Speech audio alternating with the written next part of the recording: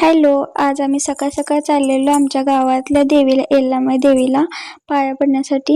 ही आहे यल्लामाई देवी आणि आहोनानंतर कामाला जायला लागते, त्यासाठी आम्ही सकाळी चाललेलो देवाला.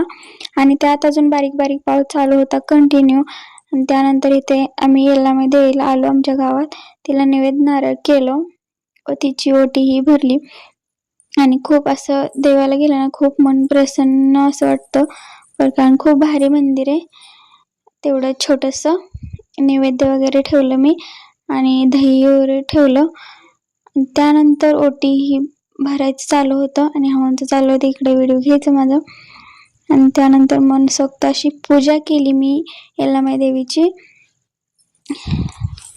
त्यानंतर आरतीसाठी तेल ओतलं, पण काय प्रॉब्लेम झाला माहिती आहे का, तिथं काडीपेटी नव्हती आणि आम्ही पण नेली होती, लक्षातच नाही. तसं मग तेल थोडं ओतलं, अगरबत्ती ठेवली, ओटी साहित्य तिला ओटी भरली.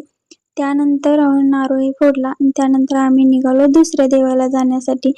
गावातच होता दुसरा देव. त्यानंतर आम्ही गेलो दुसऱ्या देवळात. इथे आहे मरीमाई आणि लक्ष्मीमाई मंदिर. यांना पण नैवेद्य नारळ केलं, ओटीही भरली. त्यानंतर आम्ही आलो घरी येण्यासाठी. येताना काही व्हिडिओ घेतला नाही, तर घरी आल्यानंतर थोडा घेतला. बाय बाय, भेटू पुढच्या व्हिडिओमध्ये.